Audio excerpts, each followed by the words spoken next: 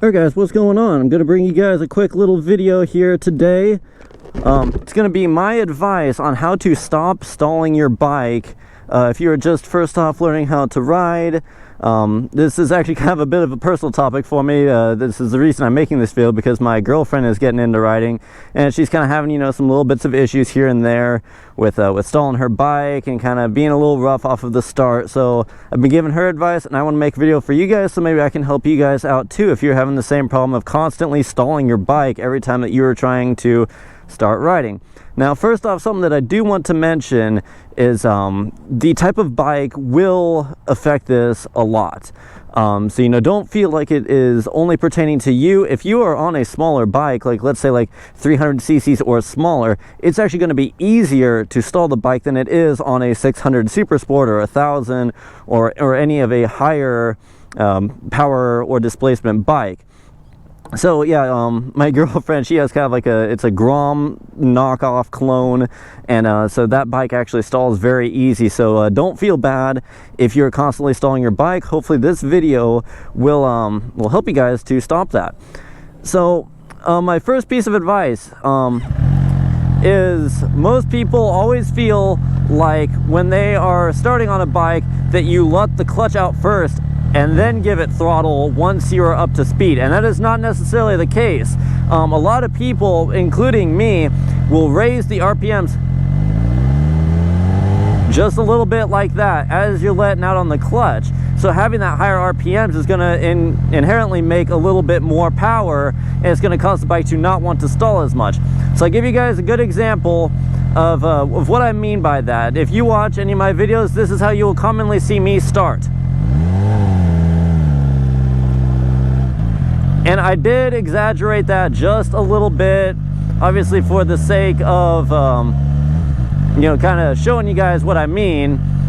But I give it just a little bit of gas as I am letting out on the clutch, and that's going to help prevent the engine from stalling. So if you raise those RPMs just a little bit as you're letting out on the clutch, and then give it a little bit more gas as you hear those RPMs drop, you know, it's a constant game of feathering the clutch and applying gas.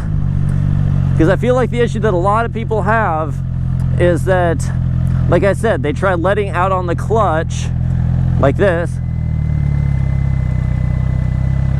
and then once they're up to speed, then give it throttle. And that's part of the reason that a lot of people stall their bikes. So if you can find that nice sweet spot of giving a little bit of throttle without being too jerky with it, or applying too much throttle and letting out on the clutch fast, that'll help you to not stall your bike. And that's the other thing, finding right where that clutch is grabbing. See, it's grabbing right here, right here. I'm not pushing the bike with my feet. All I am doing is letting out on the clutch, and it's at that slipping point where it's still running, yet it's still giving me power. So feathering the clutch is going to be your friend. Another little piece of advice I want to give to you guys, this is just kind of a little bonus one, is I'm going to put up a rear view of my bike right now. Obviously there's a lot of stuff going on when you are starting out on your bike. You know, you're standing, you're stopped, so you need to get up to a speed where you can comfortably balance your bike before you put your feet up, okay? When I was watching my girlfriend at the MSF course, people were constantly panicking, like, oh God, the bike is moving at 1 mile an hour. I need to quick put my feet up on the pegs. And then that causes them to get unsteady, so they're sitting there fighting the handlebars, and then, you know, when they're focusing on that, they're not focusing on getting started smoothly. So leave your feet down as long as you can when you're starting out. I will show you what I mean by that. So got the rear view of my bike up. I'm going to start, and watch how long I leave my feet down for, and watch how steady it keeps me.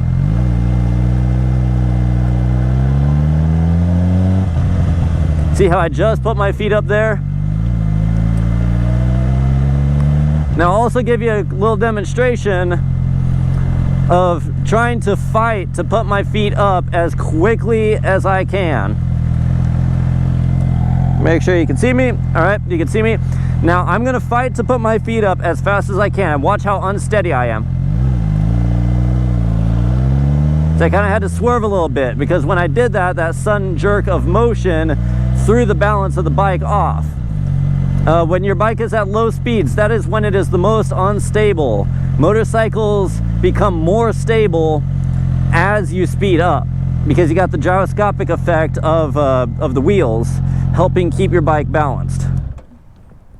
But guys, so that is my advice for how to start getting moving in a smooth way so you won't be stalling your bike. Like I said, just give it that little bit of throttle before you start to let the clutch out. Having those RPMs higher will help keep the bike from wanting to stall as much. And when you feel those RPMs drop, give it just that little bit more throttle. It's all a game of smoothness. It's just a big game of being smooth, you know, getting the feel for everything. You know, obviously if you're on an unfamiliar bike, you're going to be stalling it, but there's no shame in it. Everybody stalls their bikes. If anybody has ever told you they've never stalled a bike, they are lying to you. So, yep, just find where your clutch slips, give it that little bit of throttle before you start letting out on it, and I'm sure you'll find that that actually helps you not stall your bike very, very well.